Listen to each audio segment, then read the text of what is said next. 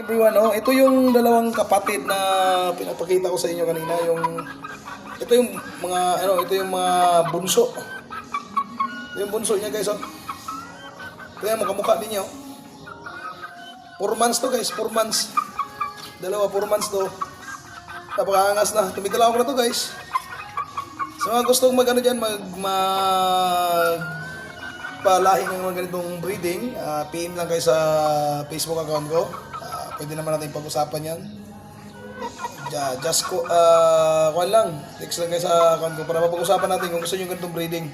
Kasi ganitong breeding, kakaiba to kasi ang tawag sa amin ito, warrior, kasi wala siyang tapay. Sa amin tapay yung sa ibabaw, pero yung sa Tagalog yan, pamalong. Wala na siyang pamalong, wala ka nang dapat gugupitan. Yan tinatawag na broodcock. Ipapag-usapan natin mga broodcock, kagari sa broodcock, guys. Pero mahirap maghanap muna ng magandang broodcock katulad ng kay Bulma. Ito yung kapatid ni Bulma to. Yung bunso nila to, yung dalawa. Ang iba nito, pinagpalit ko kay paring Totoy. Once again, guys, magandang umaga. PM lang kayo sa, sa page ko or sa Facebook ko.